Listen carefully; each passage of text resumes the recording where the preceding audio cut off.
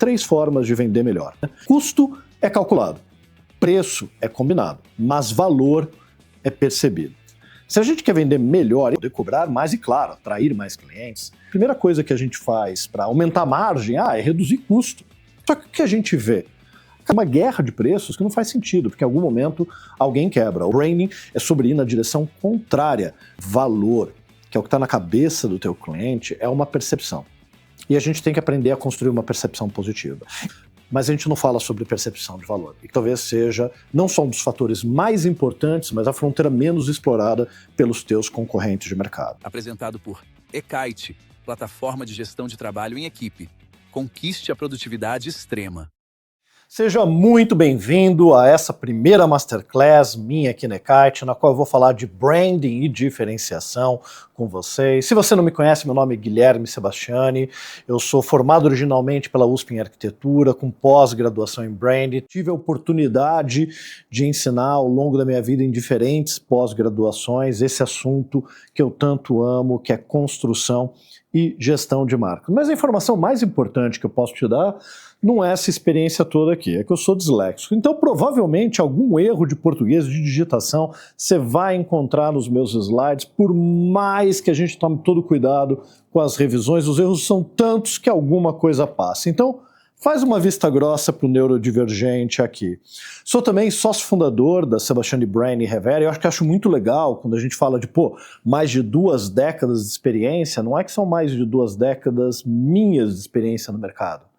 Eu tenho uma empresa atendendo clientes, atuando com projetos há mais de 2 décadas. Minha experiência aprendendo, ensinando, estudando e praticando brand vem de antes de 2003, quando eu fundei a minha consultoria, no primeiro momento sozinho. Hoje tenho o Akira, que está aqui por trás das câmeras, que é meu grande parceiro, meu grande sócio. E o nosso perfil de cliente hoje são principalmente empresas de médio para grande porte, então a gente atendeu clientes nos segmentos de indústria, agro, construção, matéria-prima, saúde, bens de consumo, varejo, serviços, alimentos, bebidas e também consultorias, escolas, empresas de tecnologia. Nós atuamos com um perfil muito variado de empresas, sempre ajudando elas a construírem suas marcas com metodologia, com processo, com lógica e sabendo usar o racional para captar a emoção dos seus públicos e dos seus clientes. E a gente faz isso tão bem que em 2012 a gente fundou a primeira escola de brand do Brasil, que é hoje, né, a maior escola desse segmento, no qual recentemente a gente completou 58 mil alunos. Nós já tivemos mais de 200 eventos presenciais, quase 30 professores, mais de 30 cursos, então a gente tem uma vocação muito grande para o ensino, por isso que é um prazer muito grande estar compartilhando conhecimento hoje aqui com você. Bom, se eu te disse no começo que essas aulas eram sobre diferenciais, na verdade é sobre vendas. E por que é importante falar de vendas? Porque a gente fica falando o tempo todo de e o branding, a construção da marca, o propósito, o arquétipo intangível. Galera, a gente quer conversão, a gente quer resultado, é para isso que branding existe. Não estou falando que tudo o que eu citei do emocional não importa, muito pelo contrário, importa muito, mas a gente precisa conectar esse emocional com os objetivos que a gente tem dentro do negócio. Então, por isso a provocação dessa primeira Masterclass aqui. Então vamos pensar o seguinte, tem 3 formas de vender melhor. Essa frase não é minha, não sei de quem é, pesquisei, não identifiquei, se você souber, me fala, mas ela é excelente, que diz o seguinte: custo é calculado, preço é combinado, mas valor é percebido. Se a gente quer vender melhor, e eu não estou falando de vender mais, volume, geração de lead, não é isso nesse caso, eu estou falando de vender melhor, poder cobrar mais e, claro, atrair mais clientes. Muitas vezes, a primeira coisa que a gente faz para aumentar a margem é reduzir custo. Vamos reduzir custo, a gente aumenta a margem. Só que o que a gente vê? Cada vez matérias-primas piores, as pessoas contratando profissionais menos qualificados para reduzir seus preços, numa guerra de preços que não faz sentido, porque em algum momento alguém quebra, ou é você ou o seu concorrente. No primeiro momento, claro, você aumenta o teu resultado, teu concorrente usa a mesma tática, todo mundo baixa o preço, fica todo mundo pior. Branding é sobre ir na direção contrária de você reduzir os seus custos. Não é que seja aumentar, a gente quer ganhar, aumentar margem de outras formas, não entrar numa guerra de preço. O segundo item é que preço é combinado. Então tudo bem, você pode aprender técnicas de negociação para vender melhor, para saber identificar melhor o quanto você consegue cobrar, como negociar menos descontos, e recomendo, aprenda técnicas de venda. Só que valor, que é o que está na cabeça do teu cliente, é uma percepção. E a gente tem que aprender a construir uma percepção positiva. E ninguém fala pra gente sobre percepção. Fala sobre marketing digital, sobre leads, sobre growth, sobre custo, mas a gente não fala sobre percepção de valor. E que talvez seja não só um dos fatores mais importantes, mas a fronteira menos explorada pelos teus concorrentes de mercado. Então, para poder compreender o quanto como o branding diferencia, agrega valor, eu vou dividir essa aula aqui em 3 grandes tópicos. Como criar valor, definir promessa clara e vou trazer essa referência para um funil de marca. A primeira parte é a maior, as outras 2 ficam muito mais fáceis depois, se você entender essa primeira. Vamos lá. Se a gente quer construir valor, a gente tem que construir diferenciação, percepção e posicionamento. Isso é o tripé para a construção de valor. Claro, a gente tem que levar a marca ao mercado, tem que comunicar, tem um monte de coisa, mas o ponto de partida são esses 3 componentes. Só que para poder trabalhar neles, a gente vai ter que entender o que não é um diferencial, como funciona a percepção e o que de fato é posicionamento de marca, de uma maneira aqui, claro, mais resumida, mais prática, mas sem os desvios, os equívocos que a gente vê em tantos conteúdos de guru por aí no nosso Instagram ou provavelmente no dele. Então, no item 1.1, o que não é um diferencial? É isso que a gente vai ter que entender para poder entender o que é diferenciação. Era uma vez um mercado no qual a única opção era você. Tudo bem, não estou falando da minha empresa, não estou falando da sua, mas toda empresa que cria um produto, ou um segmento, ou um serviço realmente novo, ou leva esse produto, esse serviço para uma região onde ele não tinha ofertado, não havia oferta daquele produto, daquele serviço, está numa relação de monopólio. A única opção é você. Quando a única opção é você, é fácil vender. Você só precisa dizer que você existe e o cliente vem até você. E como ele não tem opção, é você que determina o preço. É você que diz quanto ele tem que pagar. E se ele falar, tá caro, não quero, tá bom, se vira aí, porque você não tem outra opção. Antes dos aplicativos, era um pouco assim com táxi, né? Era aquele valor e ponto final. A opção era você investir em comprar um carro, que era investimento pesado, ou muitas vezes enfrentar as dificuldades do transporte público, que ainda bem está cada vez melhor, mas a realidade era essa. Táxi era algo muito caro para a maior parte da população. Não havia concorrência, muito simples, muito fácil. Ótimo para quem é pioneiro em qualquer mercado ou em qualquer território. Mas com o tempo, as barreiras de tecnologia, conhecimento, matéria-prima, capital vão diminuindo. E aí começam a aparecer novos concorrentes, aí o jogo muda. Não muitos concorrentes ainda, mas o suficiente para você se preocupar mais com o teu negócio e com a ocupação do mercado. Nesse contexto, investir em brand faz sentido? Ainda não. Tudo bem, você pode estar preparando uma marca forte para um horizonte futuro, mas esse é o momento que ninguém olha para brand, nem para marketing, nem para comunicação. A maioria das empresas olha para a estrutura de produção dela e mira, olha, como é que a gente pode produzir mais e distribuir melhor? Porque o segredo para crescer no mercado com ainda poucos concorrentes ainda nem é melhorar o produto. É produzir em maior escala, ser mais competitivo e ter uma distribuição que faz com que o teu cliente sempre encontre o teu produto primeiro antes de encontrar o do concorrente. Mas as barreiras continuam caindo e novos concorrentes vão inundando o mercado até que todos os produtos ficam iguais. E quando todos os produtos ficam iguais, o consumidor tem poder de escolha. Muitas vezes ele vai escolher o mais barato. E isso entra de novo na guerra de preço que a gente não quer. Mas é quando ele fica mais exigente que finalmente as empresas param para olhar e falar, bom, vou investir no produto, vou investir no serviço, vou diferenciar aquilo que eu faço aplicando uma melhoria. E, cara, funciona. Talvez aumente teu custo operacional em X, mas você pode aumentar a margem em 2x, 3x. Vale a pena esse investimento em inovação no produto e serviço para você se diferenciar de produtos que, de outra forma, são todos iguais. E aí a tua vida fica mais fácil, porque enquanto os teus concorrentes estão ali tentando produzir e brigar pelo mesmo público, você que tem um diferencial atrai mais pessoas e dispostas a pagar mais. É uma grande vantagem. Só que o momento que a gente vive hoje é que justamente essas barreiras também foram caindo. E hoje é muito mais rápido você copiar um produto do teu concorrente ou também inovar. Mas quando você inova é também rápido para os teus concorrentes te copiarem. E aí a gente fica na armadilha de que tudo aquilo que a gente fez para diferenciar o que a gente faz já não funciona mais. E, claro, a gente vai continuar inovando, continuar diferenciando, mas é muito rápido. A Pepsi lançou, estou falando de exemplos velhos, tá? Lançou uma Pepsi com limão, né? Pepsi Twist. A Coca-Cola foi lá e no mês seguinte lançou a Coca-Cola Lemon.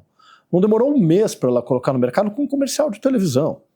Porque foi mudar alguma coisa no método produtivo, resolveu. Falando, não vou deixar a Pepsi ter esse diferencial sobre a Coca-Cola. A velocidade é rápida. Você vê o que o seu concorrente faz e copia. Não que você deva, mas é fácil, obviamente, de fazê-lo e fazem isso com você. E aí a concorrência explode tanto que para o consumidor, para nós consumidores, vira tudo a mesma coisa. É tudo igual, é tudo indistinto um do outro. E esse é o drama que a maior parte das empresas vive hoje. E se não vive hoje, rapidamente vai ser copiado e vai viver e vai voltar para esse lugar. Se você sair desse lugar, em algum momento você pode cair nele de novo. Que é, se você vende a mesma coisa que os seus concorrentes, na tua comunicação você diz a mesma coisa, e você se parece com os seus concorrentes, queridão, você é só mais um. Você não tem nada demais, você não tem nada de especial. Nada te diferencia. Ah, não, Guilherme, olha, eu tenho algo de especial, um ingrediente mágico, uma coisa única, um método pelo qual eu faço. Parabéns, mas aí quando o cliente pisca e olha de novo, peraí, qual que era mesmo aquele que tinha um diferencial? Porque ele não percebe. A gente está falando de percepção. Percepção de valor para acontecer, ela tem que ser percebida. Se está lá oculto, não tem percepção. Se não tem percepção, não tem valor. E numa época onde a concorrência era pequena, cada um investia no seu próprio diferencial. Cada produto e serviço ia lá e criava a sua proposta única de venda, a sua proposta de valor. Porque era mais fácil cada um ir para uma direção. Investimento em equipamento, maquinário, método produtivo, era mais fácil você encontrar um nicho de mercado teu do que chegar 5 anos depois de um concorrente copiando a evolução dele. No momento que essas barreiras todas caem, a gente fica inundado. Todo mundo tem os mesmos diferenciais o tempo todo, e comunicando, e parecendo.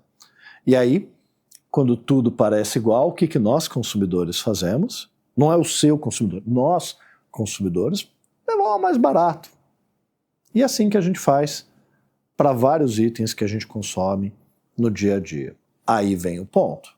Ah, mas não é verdade, eu nem sempre levo mais barato. Quando eu vou comprar o sabão em pó, eu compro da marca que eu confio. Beleza, talvez seja uma marca forte, que provavelmente era a marca que seu pai, sua mãe usava em casa, e que você aprendeu que ela é a melhor, mas você nunca testou todas as outras, você nunca fez testes cegos, avaliações. Você simplesmente usa a marca de sabão em pó que sua mãe usava e continua acreditando que é a melhor. Então, muitas vezes, a gente está preso a marcas fortes, não simplesmente porque elas são famosas, porque a marca que sua mãe usava, de repente, nem é tão famosa assim, mas porque é muito mais fácil a gente confiar em alguém que traduz para a gente que aquela marca é confiável do que ficar testando todas as outras e quebrando a cara. E a gente vê, embora tenha alguns produtos que tenham melhorado a qualidade do supermercado, a maior parte só decaiu. A maior parte dos serviços tem buscado melhorar, mas ao mesmo tempo estão desumanizando, estão colocando robôs, e às vezes a gente não consegue ligar e falar direito com 0800 para resolver um problema. Então a gente vive um momento em que ou você vai tentar ser o mais barato, reduzir custo, ou você vai agregar valor construindo a sua marca. Dentro disso, o que a gente precisa compreender, é difícil, é que a lógica da diferenciação racional já não é mais suficiente, porque o racional está ligado à matemática, à ciência, à tecnologia, tudo aquilo que é fácil de copiar. Copiar uma relação de emoção, copiar algo intangível é mais complicado. Por isso que branding tem um lado que é difícil. Porque a gente lida com componentes emocionais e intangíveis que a gente não foi ensinado a lidar. Quer dizer, a gente lida com isso o tempo todo das nossas vidas, mas a gente foi ensinado a ver o mundo no enquadramento material, racional, que não é a maneira pelo qual, inclusive, a gente navega pelo nosso consumo. Então, aqueles diferenciais que faziam sentido no passado e que eram importantes, hoje estão basicamente mortos. Todos os diferenciais tradicionais morreram. Vou pegar 5 dos principais, mas tem outros aqui e alguns que já estão na UTI. Preço. Teve uma época que preço era um diferencial, mas preço depende de escala. E geralmente só tem 1 ou 2 grandes players que conseguem bancar essa promessa em qualquer mercado. Tem uma frase, eu não vou lembrar de quem é o autor, que diz o seguinte: a única coisa pior do que ser o mais barato é ser o segundo mais barato. Porque se você construiu toda a sua relevância baseada em preço, você se construiu na imaginário do teu público, começou uma ótima opção, barata, competitiva, de um produto, ok, legal, e aí surge um concorrente igual a você, só que mais barato, esse consumidor muda. Porque ele está com você por conta do preço, não por conta de outros fatores. Eu não estou dizendo que preço não é um fator importante na tua estratégia de marca, mas se o teu único diferencial é o mais barato, se você perde isso, você não tem mais nada, e nem sempre você vai ter a melhor escala dentro do seu mercado. Tecnologia é a mesma coisa, cada vez tem menos barreiras, seus concorrentes têm as mesmas tecnologias que você, e se não tem, daqui a pouco vão ter. Eu lembro quando eu dava essa aula e eu falava que tecnologia não era um diferencial, e aí eu estou falando da primeira versão que eu dei essa aula, acho que foi 2012, 2010, não, 2015 provavelmente. E as pessoas falavam, mas e o Netflix? Eu falava, gente, é só uma questão de tempo até surgirem concorrentes do Netflix, e principalmente quem vai fazer isso são os canais de TV a cabo, as produtoras de cinema, porque são elas que detêm o conteúdo. E aí todo mundo, não, imagina. Menos de 5 anos depois, já em 2020, isso já estava acontecendo. Porque a barreira de tecnologia cai, fica mais barato, o conhecimento fica mais acessível. E para todas as áreas isso que acontece. Se você tem hoje um diferencial tecnológico, você tem que explorar esse diferencial. Só que você não pode construir sua marca sobre algo que talvez não seja tão durável assim. Localização também já foi importante. Hoje, cada vez mais o mundo está todo online. Tudo bem, para vários negócios ainda é, mas não é o único fator que vai te diferenciar ou garantir vendas dos teus clientes. Grandes redes varejistas diminuíram ou fecharam e encolheram porque o espaço de consumo para vários produtos e serviços migrou para outros locais, principalmente para o digital. E atendimento, bom, esse só piora, né? Então talvez daqui a pouco o atendimento talvez vire um diferencial. Ou talvez com a IA até melhore, daqui a pouco talvez tenha uma IA que resolva muito bem, e você fala, não quero falar com um humano, que o humano é complicado, me passa para uma IA. Mas atendimento bom é o mínimo que você tem que ter para o teu cliente voltar. E a gente sabe, como consumidor, o quanto as marcas ainda pecam nisso, mas é o mínimo. Você ter não vai fazer a pessoa te preferir, ela vai apenas diminuir a tua rejeição. Isso não vai necessariamente agregar valor no teu produto ou no teu serviço. E, obviamente, o atendimento ruim pode custar muito caro para as tuas vendas, para as tuas reputações e para o teu resultado de negócio. Então, eu sei que é chato treinar um colaborador e ele ir embora, mas é muito pior você não treinar e ele ficar. E aí vem o item mais difícil. Qualidade já não é mais o mesmo diferencial. Porque se a gente tem a mesma tecnologia, conhecimento, acesso a matéria-prima, né, e equipamentos, ou mão de obra, é muito fácil para um concorrente chegar na mesma qualidade que você. E é muito fácil para você chegar na mesma qualidade do que boa parte dos seus concorrentes. Claro, sempre vai ter um segmento ou outro, uma situação ou outra, que pode ser um pouco diferente dessa verdade, mas também pode ser uma verdade transitória que rapidamente muda, e o cenário muda cada vez mais rapidamente. Então quando eu falo que nada disso é um diferencial, não estou dizendo que não é importante, só estou dizendo que não é algo sobre o qual vale construir o teu negócio, a tua marca, a tua estratégia de negócios como um todo. São uma obrigação que a gente tem que ter, mas não um diferencial duradouro. Tá, eu sei que vocês estão pensando, ou pelo menos talvez alguns de vocês, discorda desse cara aí, né? Qualidade percebida é sim um diferencial. E aí eu concordo com você, que a qualidade percebida. Ela deve ser percebida em um mercado onde a dos seus concorrentes não são percebidas da mesma forma. A nossa percepção é falha e é difícil construir percepção, mas é isso que a gente tem que trabalhar para fazer. Vou dar um exemplo muito simples. A gente vive a ilusão de que a gente escolhe produtos pela qualidade. Todos nós vivemos essa ilusão, nos mais diversos consumos. Vou trazer 2 exemplos. Puxa, você casou, exemplo real meu, você casou, vai lá comprar o enxoval, aí a vendedora vira e fala, esse conjunto de lençóis é de algodão egípcio, 600 fios. Uau, eu quero um algodão egípcio, 600 fios. Só que daí vem o tosco do taurino aqui e fala, tá, mas como é que eu sei que esse algodão do Egito é bom? Porque deve ter algodão do Egito que é bom, algodão do Egito que é ruim. Aí a vendedora vira e fala, não, vem das melhores fazendas do Egito. Algodão egípcio não é que foi feito no Egito. É uma variedade de planta. Produz no Brasil, produz em vários lugares do mundo. Que produz uma fibra de algodão mais fina, que permite tecer fios mais finos e, portanto, mais leves, mais maleáveis, com uma textura mais sedosa. Eu não sabia o que é algodão egípcio, a vendedora não sabia o que é algodão egípcio, mas provavelmente você já ouviu falar de algodão egípcio em algum momento como algo que teria mais qualidade. E aí quando eu perguntei o que significava 600 fios e a diferença para 300 ou 200, a vendedora não soube dizer. Soube dizer, não, porque ele é mais macio, porque tem uma qualidade melhor. Tá, mas o que significa? A vendedora não sabia. Na verdade, se você trabalha, por exemplo, numa área de design gráfico, é como se fosse quase que a resolução, os DPIs do tecido, porque significa que o fio mais fino você pode ter mais fibras juntinhas, a fibra mais fechada. E aí eu saí dessa história, depois pesquisando, aprendendo, achando, não, agora eu sei sobre qualidade de lençóis. Eu sei o que é algodão egípcio, eu sei porque ele, aspas, é melhor e a questão da 600 fios. Até que eu dei esse exemplo para uma sala de aula, onde tinha uma aluna que trabalhava na indústria têxtil, ou seja, de verdade um especialista na área, e ela falou, não é bem assim. Porque se você vive em climas secos ou frios, uma trama de 600 fios ela é melhor porque ela é uma trama mais fechada. Mas se você vive num lugar quente e úmido, é muito melhor você pegar uma trama de 180 fios, de 200 fios que é mais aberta e que respira. E aí não faz sentido pagar o preço de um algodão egípcio, um algodão qualquer vai ser muito melhor. Ou seja, se você mora em Manaus, Cuiabá, Ribeirão Preto, esquece a coisa dos 600 fios, a não ser que você viva sob ar-condicionado. O que muitas pessoas nessa cidade provavelmente vivem, ou certamente vivem na nossa classe econômica.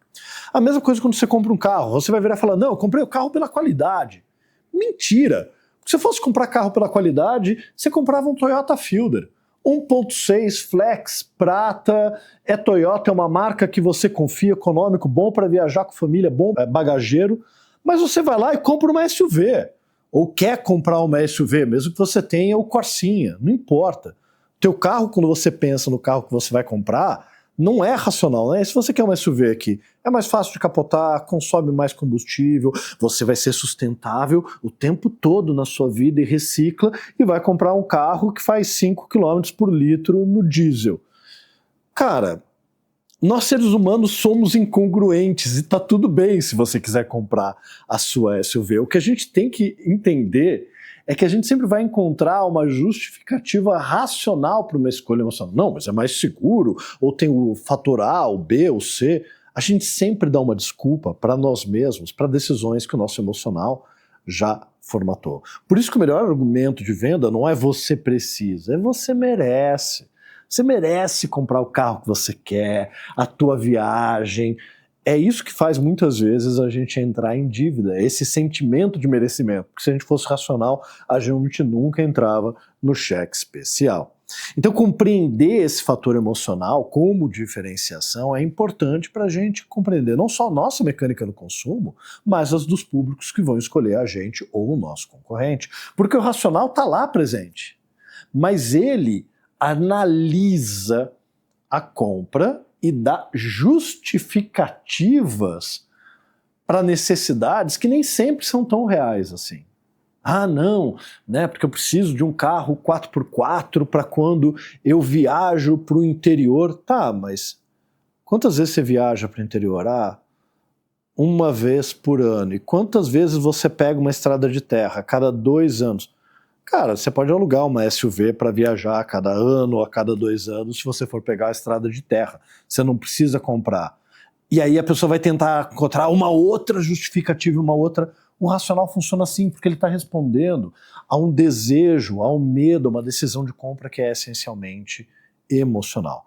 Dizer que é só emocional também é uma viagem, mas os dois fatores estão juntos. Então você tem que pegar todos aqueles argumentos racionais que você tem e ajudar o teu cliente a dar justificativas para uma escolha emocional que você tem que construir. Se você não fizer nenhum racional.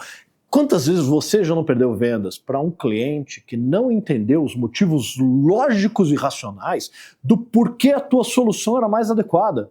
Ou porquê investir no teu produto, no teu serviço geraria economia? Se nós fôssemos realmente seres racionais, a gente nunca perderia vendas com o argumento lógico, certo? O argumento está lá para a pessoa se convencer de uma decisão que, de fundo do fato, já está praticamente tomada, se você construiu a percepção anteriormente. E é por isso que um mundo onde tudo pode ser copiado, o seu diferencial é como você é visto dentro do seu mercado. Por que é tão difícil a gente entender isso? É que tudo mudou e a gente foi educado numa época que não existe mais. E tudo bem, eu estou aqui, né, quase no final dos meus 40 anos, talvez daqui a pouco 50. Eu vivi uma época diferente de você se você tiver 20 ou 30. Mas eu fui educado por uma geração que cresceu na década de 50, 60. Então, culturalmente, mesmo quando a gente já está num cenário, mesmo alguém jovem hoje, que tem 20 anos, que já nasceu num cenário de mercado diferente, que nasceu num mundo onde branding já existia como disciplina, foi educado por gerações que viveram experiências diferentes e foram educadas por outras. Então, essa cultura do racional, do material, permeia o nosso dia a dia sem que a gente perceba o quanto ela não necessariamente corresponde à realidade. Quando eu cresci, foi numa época onde valor para todo mundo era mais ou menos a mesma coisa. Quer dizer, todo mundo aspas, né? Eu estou falando de classe média vivendo em grandes capitais do Brasil. Todo mundo tinha o mesmo plano. Ah, quero casar, ter 2 filhos, um cachorro, fazer o financiamento da casa própria, comprar o primeiro carro. Esse era o sonho da classe média, botar os filhos na faculdade. Todo mundo tinha o mesmo plano de vida, todo mundo tinha mais ou menos as mesmas metas de consumo e não tinha tanta opção assim, não só de consumo, mas para a sua vida. Era um período, quando a gente fala de década de 70, 80, em que empreender era uma coisa muito arriscada, era muito complicado, era mal visto. Nossa, mas você vai empreender? Por que você não fica no emprego? Eu, por exemplo, fiquei no mesmo emprego a vida toda. Esse mundo não existe mais. Só que a gente continua pensando nele. E a gente não percebe que o nosso público mudou, o nosso público fragmentou. Tem gente que quer casar e quer ter filho, tem gente que quer casar e não quer ter filho, tem gente que quer ter filho, mas não quer casar, que quer viajar, que quer ser autônomo, que quer empreender, quer seguir vida acadêmica. Claro, todas as opções já estavam lá, mas hoje elas estão muito mais disponíveis e muito mais fragmentadas, além desses pálidos exemplos que eu trouxe aqui. Então fica muito mais complicado para as empresas também entenderem, pô, peraí, dentro disso tudo, quem é o meu perfil? Mesmo no B2B, quem é o meu perfil de cliente empresa e quem são as pessoas dentro dessa empresa que definem a escolha da minha ou da sua contratação. Então o cenário de diferenciação mudou. 1.2. O que é percepção de marca dentro desse contexto? Aí a gente tem que pegar algo que está no cerne do branding.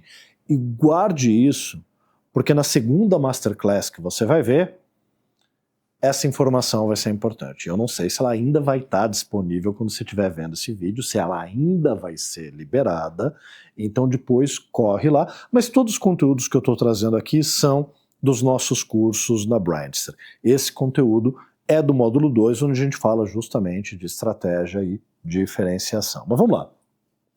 Qual que é a diferença entre a identidade e a imagem corporativa? Tudo bem, a maior parte das pessoas hoje entendem esse conceito. Quando eu comecei a trazer isso, no começo das minhas aulas em 2004, as pessoas não sabiam muito bem, a identidade corporativa é o logo, a imagem, a comunicação, a publicidade. Hoje todo mundo entende a diferença entre identidade e imagem, mas não necessariamente sente o que isso significa. Então vamos esquecer corporativo, vamos levar para você. Qual a diferença entre a sua identidade e a sua imagem? Ou melhor, vamos reduzir ainda mais. Qual que é a sua primeira forma de identificação? Talvez você pense no nome, na aparência, legal. Mas o teu nome, a aparência, define quem você é? Você não escolheu o seu nome. Só que na nossa sociedade, nomes geram percepções. CEO. Dificilmente você vai ver um CEO com o nome Guilherme, Danilo. São nomes legais, mas não é CEO. Gunther é nome de CEO, né? Roberto é nome de CEO. São nomes mais formais, tradicionais, talvez caretas. Estou usando aqui, claro, um estereótipo cultural para justamente traduzir isso. Mas o nome, muitas vezes, comunica algo para o mundo sobre a gente que não necessariamente é verdade, quem nós somos. Então, a gente adota apelidos, nomes sociais, na aparência a gente muda, escolhe determinados estilos de roupa, atitudes, comportamentos, falas, tom de voz, para tentar moldar como o outro nos percebe. E sim, isso é chato, é desgastante, para alguns pode até ser prazeroso, mas com a marca é a mesma coisa. As pessoas te julgam pelo que elas escutam, elas vêm dentro de um contexto, obviamente, cultural, mas a tua aparência, o teu nome, não te definem. Elas não são você. Elas são uma película, uma membrana, um elemento de mídia teu, de interface com o mundo. Você é algo muito mais profundo que isso, que é a tua personalidade, os teus valores, a tua cultura, o teu jeito de ser. Só que o problema é que se a tua identidade, essa tua cultura, valores e personalidade, a maneira como você é percebido pode estar desalinhada. Por isso é tão chato, mas também muitas vezes tão necessário a gente contratar para a nossa vida o trabalho de uma consultoria de imagem pessoal, não para enquadrar a gente nos modelinhos de todo mundo, porque isso é chato e não funciona, mas para ensinar a gente a traduzir para o mundo a nossa personalidade dentro de um contexto de códigos culturais sobre os quais a gente vai ser julgado. E essa percepção começa com o olhar. E aí a gente tem que compreender, se por um lado a nossa personalidade está lá, a nossa marca está aqui. Está em como o outro nos vê. A nossa marca não é que está aqui dentro. Você não é uma marca, você tem uma marca na cabeça de quem te observa. E observa de acordo com o filtro. E dependendo do filtro cultural ou do contexto, essa pessoa vai ter uma percepção positiva de você, em outros contextos uma percepção negativa. Ainda mais quando a gente fala de polarização cultural e política, os filtros que cada um dos grupos usam para julgar as pessoas ao seu redor é diferente, obviamente. É difícil navegar, inclusive no mundo da construção das marcas, não só pessoais, mas corporativas, quando a gente tem um mundo bastante polarizado. E tudo aquilo que você faz, como marca pessoal ou corporativa, vai gerar uma percepção, positiva ou negativa. Mas mesmo quando positiva, pode estar alinhada ou desalinhada da maneira como você precisa ou gostaria de ser percebido para gerar valor na mente do seu público. Então, o recado aqui, chato, mas necessário, é: vamos parar de julgar o livro pela capa. Isso é ruim, mas lembre que você vai ser julgado pela sua. Vamos saber navegar nesse mundo com maturidade, porque não basta ser profissional mais, tem que parecer profissional, não basta ser diferente, tem que parecer ser diferente, mas isso não significa ser o diferentão. A autenticidade de marca não é ser o diferentão, é encontrar o que de verdade tem valor na tua proposta e ser fiel, ser verdadeiro na sua integridade. O que nos leva à metáfora mais babaca e mais batida do mundo do branding, que é a maldita metáfora do iceberg. Ah, já vi isso, Guilherme. Eu sei. Inclusive, no começo, quando eu mostrava isso nas minhas aulas, era uau! Hoje muita gente, inclusive, usa porque aprendeu comigo. Mas vamos lá. O que eu quero chegar aqui não é só na ideia, tem a parte visível da sua marca e a parte invisível, que é estratégia. Não, tem que lembrar do público. A gente está olhando muito para a gente mesmo, a gente está olhando para o público. Porque se a gente tem algo realmente aqui de bom, a gente tem que aprender a tangibilizar, alinhar isso com aquela percepção. Tem marcas que mostram coisa demais e não tem consistência. Vendem bem no começo, mas depois não vendem mais porque o público vai descobrindo que ela era só da boca para fora. Agora tem muita empresa por aí, muita marca pessoal e corporativa que não mostra nada, que é assim, o importante é ser bonito por dentro. Que é a maneira delicada que minha mãe falava que eu era feio. Né? Então falar, filha, é importante ser bonito por dentro. Se você ouviu isso, você, que nem eu, era feio. Então que a gente precisa ter um equilíbrio. Se você tem algo de bom do lado de dentro, você tem que mostrar do lado de fora. Você tem que atrair o teu público por aquilo que realmente é. Você não tem que ter vergonha de mostrar o que você tem de melhor. Só que alinhamento é um outro fator. E é isso que a metáfora babaca do iceberg raramente é mostrada. Diferentes empresas podem ter diferentes qualidades físicas, intangíveis, não importa. Deve ter diferentes benefícios que ela traz para o seu público. Se o que ela comunica é desalinhado, ela vai atrair o perfil errado. Ela vai atrair o perfil com uma expectativa que é outra marca que atenderia. O ideal para todas as marcas que competem no mesmo mercado é deixar bem claro do lado de fora quem que elas são do lado de dentro. Tudo bem, tem consumidores que vão preferir o rosa, tem consumidor que vai preferir o verde, o azul, tá ótimo, mas eu não vou conseguir agradar todo mundo de qualquer forma. Pelo menos aqui eu não entro numa guerra de preço. É que nem BMW e Mercedes. Cara, é basicamente o mesmo carro. Tudo bem, os fanáticos vão dizer que não, Mercedes é melhor, não, BMW é melhor.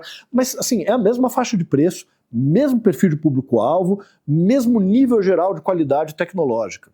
É inclusive do mesmo país. Mas o que a BMW te vende é diferente. É esportividade, dirigibilidade, potência e, por acaso, elegância, classe, sofisticação. Mercedes é elegância, classe, sofisticação e, por acaso, chega de 0 a 100 em 5 segundos. Porque elas compreenderam que elas têm perfis de consumidores diferentes.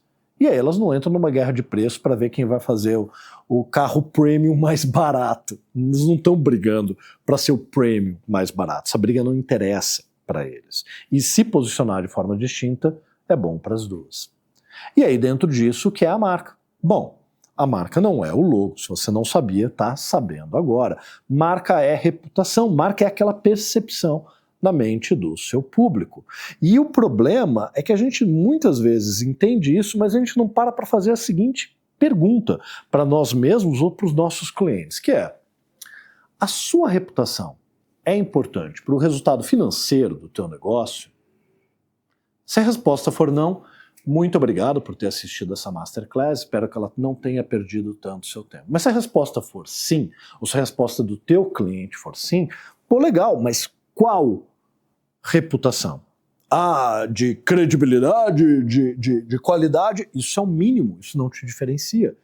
Isso é o mínimo que você tem que ter para não ter uma barreira de contato com o teu público, para não ter uma rejeição, mas não quer dizer que vai atraí-lo, não quer dizer que vai envolvê-lo, não quer dizer que vai convertê-lo numa venda. Qual reputação diferenciada você quer construir da sua marca? E se você fala, não sei, como é que você pode construir algo? Então, obviamente, responder essa pergunta é muito importante, é o item do posicionamento que já já a gente vai entrar. Mas vamos olhar para outra questão. Como é que uma reputação é construída?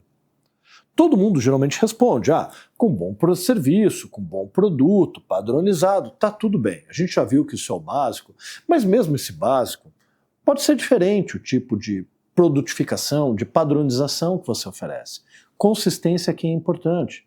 Se num dia você vai num restaurante, tem uma fatia enorme de pudim, e aí no dia seguinte você volta lá porque você gostou do pudim, porque ele era bem servido, e vem uma fatia que é metade do tamanho, decepção total. Isso não tem a ver com a qualidade do pudim, tem a ver com a inconsistência da entrega. E aí você perde confiança, porque você não sabe. Será que no terceiro dia volta a ser a fatia grande? Vem aquela que era média, ou será que vem uma ainda menor? A tua reputação é construída com consistência. E claro, boca a boca aqui vai ser ótimo, mas boca a boca é pingadinho, é de um em um. No longo prazo ela é importante. Mas para construir uma reputação, o segredo está em também construir uma promessa, uma expectativa, uma mensagem do mercado sobre o que você vai encontrar ali. E claro, pode ser a maior fatia de pudim do mercado, pode ser essa a tua promessa, pode ser outra coisa. E aí vem o ponto que pouca gente percebe, embora seja óbvio. Cliente satisfeito não é cliente que teve uma boa entrega, que recebeu uma boa entrega. Cliente satisfeito é o cliente que teve uma expectativa atendida, mesmo que seja a do maior pudim do mercado. Quando você se comunica, quer queira, quer não, você cria expectativas na mente do seu público. E aí você não pode dizer, ah não, mas ele esperou de mim algo que eu não entregava. Tudo bem, uma vez ou outra, sempre vem um Zé Mané que não entendeu qual é a tua oferta. Mas se várias vezes tem pessoas chegando na tua empresa, no teu site, no teu restaurante, pegando o teu produto em gôndola, não importa o mercado, e fazendo a mesma reclamação, é porque você não está criando a promessa adequada, porque você não está olhando para aquilo que realmente você tem de melhor e criando uma promessa, uma mensagem interessante. Cliente satisfeito é cliente que teve uma promessa atendida. Não é qualidade do produto, simplesmente. Por exemplo, você escolheu um restaurante para uma data especial, um restaurante sofisticado para você, com o teu companheiro, com a tua companheira, e, o ambiente é lindo. A qualidade da comida, afinal de contas, você vai no restaurante por quê? Pela qualidade da comida. A qualidade da comida é excelente. Mas naquele dia o garçom estava mais frio. Pois não? Já decidiram? Ok, eu volto depois. Ele nem foi grosso. Ele só foi frio. Você fica puto e não volta mais. Porque a tua expectativa, a promessa daquele lugar era mais elevada. Aí no outro dia você vai no boteco que você sempre gosta de tomar uma cerveja, na qual, para ser atendido, você tem que gritar, ô garçom, me vê uma cerveja, e o cara ainda fala, pô não vê que tá lotado? O cara quase que te xinga, te trata mal, a mesa é suja, é melada, e você adora aquele lugar. Não é a qualidade do produto. É alinhamento de expectativa e entrega. Você sabe o que é um boteco. E no boteco também você pode falar palavrão, você pode falar alto. O boteco te dá outras liberdades de você ser uma pessoa diferente que um restaurante sofisticado não tem. Alinhamento de expectativa é o que gera satisfação. Não é só qualidade do produto. E todo mundo vai se orgulhar de dizer que tem um cliente fã. Legal, mas como é que a gente cria expectativa para atrair mais fãs como ele, para atrair mais clientes como ele? Para isso a gente precisa identificar o que a gente tem de melhor e quem é que realmente gosta de nós. Qual é esse perfil que está virando o nosso fã e por que ele escolhe a gente. Como é que a gente pode ir atrás de outros que nem ele. É assim que a gente vai vender mais, vai vender melhor, agregando valor para o perfil correto, com o produto e serviço correto, fazendo a promessa certa para atrair esse público, em vez de esperar que ele descubra que você é um bom partido, patinho feio, porque no fundo, por dentro, você é muito bonito. Então, primeiro, para poder definir essa reputação, você vai ter que definir o seu posicionamento, que é o nosso item 1.3. Mas o que é posicionamento? Posicionamento, na origem técnica da palavra, não é uma coisa só. Não é aquele documento que a consultoria de branding faz com missão, visão, valores, embora o documento da plataforma de marca ele coloque no papel posicionamento. Posicionamento é aquele loginho na cabeça. Loginho não, a imagem da marca, na cabeça do teu cliente. Então por que a gente investe tanto tempo e dinheiro para desenvolver um posicionamento no papel? Porque a gente precisa projetar o que a gente vai construir. Porque o segredo do posicionamento é você já tem um posicionamento se você tem uma empresa ou a sua marca pessoal. Os seus clientes já te veem de uma determinada forma. Boa ou ruim, mesmo se boa, alinhada ou desalinhada do que seria o mais adequado para você vender mais e melhor. Então toda empresa tem um posicionamento, mesmo que desordenado, mesmo que errado. A questão é como é que a gente define o posicionamento correto no papel para construir a percepção adequada. E para isso a gente precisa de uma análise que obviamente é bastante profunda. A gente precisa entender o produto em si, o que a gente vende e olhar para ele de uma maneira que seja além do óbvio. Não pode ser só uma cadeira. Por que a gente vende uma cadeira? Qual é o propósito de vender uma cadeira? O que a nossa cadeira proporciona para o nosso público para além de um lugar para simplesmente sentar? Quem é o nosso público? Quem é que mais percebe valor dentro da nossa oferta? E aí a gente vai tentar entender quais são, primeiro, os diferenciais, sim, tangíveis, racionais, que levam a essa escolha. Mas não é só isso que está ali em jogo. Entra a marca, com todos os diferenciais intangíveis de personalidade, de cultura, de valores, de propósito, do escambau que você achar que é importante ter ali. E nessa interface com o produto, ele gera credibilidade para a sua oferta, e na interface com o público, gerando afinidade. Essa marca é como eu me identifico com ela, ou porque eu sou igual àquela marca, ou porque eu gostaria de ter um pouco dela. Esse é um pouco o segredinho da Harley Davidson, né? A Harley Davidson não vende para rebeldes, vende para pessoas reprimidas que gostariam de ter um lado mais rebelde. Os rebeldes em si são uma parcela muito pequena dos clientes da Harley Davidson em si. E tá tudo bem, a Harley Davidson é uma grande válvula de escape, de você viver a rebeldia que você não pôde ter na tua juventude, ou que o mundo hoje não te permite. E ela te vende não uma motocicleta, mas uma possibilidade de conexão com o lado seu, que talvez ou tenha sido perdido ao longo do tempo, ou foi excessivamente reprimido. É isso que a Harley Davidson te oferece. Obviamente é fácil quando a gente olha uma marca famosa compreender isso. É muito difícil quando a gente lida com pequenas, médias ou mesmo grandes empresas no Brasil, os segmentos industriais, poder entender essa conexão. Mas esse é o desafio de um estrategista de marca. Isso é o que torna o nosso trabalho tão difícil, mas tão importante assim. E aí você vai conseguir encontrar no meio disso tudo qual é a promessa da sua marca que você vai ter que levar para estabelecer a expectativa que você entrega. Lembrando que a concorrência está lá querendo pegar uma fatia do teu mercado também. Então esse foi o nosso primeiro tópico, que é o maior. Agora fica mais rápido. Item 2. Agora que eu já entendi o contexto, preciso definir uma promessa clara. Eu preciso entender o que a gente vende, para quem a gente vende, não é para todo mundo que pode comprar o teu produto ou serviço, é quem é o teu público ideal, aquele que mais provavelmente vai ver mais valor naquilo que você vende, ou que já vê mais valor naquilo que você vende, e entender quem você é como organização, como indivíduo, como pessoa, como marca.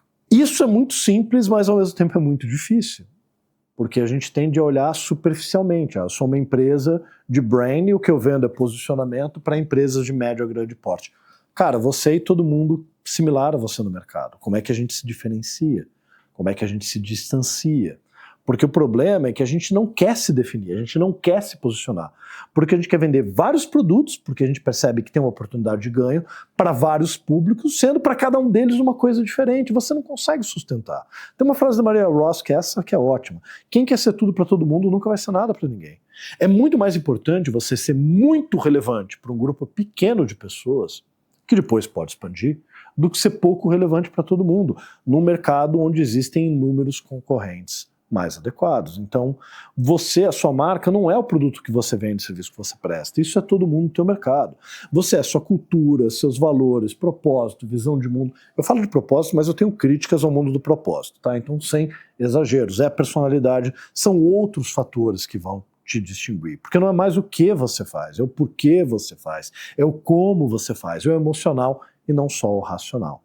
E isso, quando você compreende, vai te ajudar a definir um enquadramento que toca o emocional, que leva para aquela proposta de valor. Então são exemplos do livro da Maria Ross. Você é um designer gráfico ou alguém que ajuda o seu cliente a superar seus desafios de comunicação? É a mesma coisa, mas é diferente. Mas o meu favorito é o segundo exemplo. Você vende roupas para crianças e bebês ou você ajuda os papais e mamães do mundo a deixarem seus filhos mais estilosos? Cara, na hora que você entende que a tua missão é ajudar os pais e mães do mundo a deixarem seus filhos mais estilosos, fica muito mais claro, inclusive, qual é o tipo de expectativa, o tipo de conteúdo, o tipo de produto que você tem que vender, como é que você vai trabalhar nas redes sociais. Você é um designer de joias ou você é um criador de memórias, de heranças, de novas tradições, que dali para frente vão passar a fazer parte da história da sua família, de mãe para filha, de avó para neta. Tipo, o meme do shut up and take my money, porque, cara, eu não tô dando uma joia para minha esposa ou para minha filha, eu tô criando uma herança, eu tô começando uma tradição. O valor emocional que isso agrega é muito grande. Mais do que comprar, por exemplo, uma joia industrializada por aí.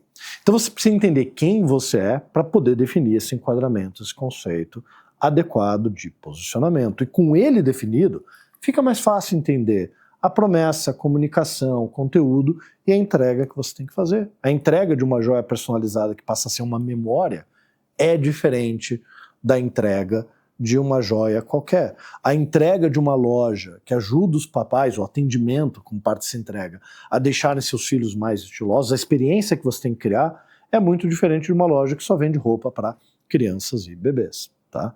Então você tem que entender o que você realmente pode entregar para o seu público e redefinir. E aí construir essa promessa com texto, com conteúdo, com diferenciais claros. O problema é que muita gente pensa negócio só aqui e branding só desse lado. As duas coisas, se não andarem juntas, não funciona.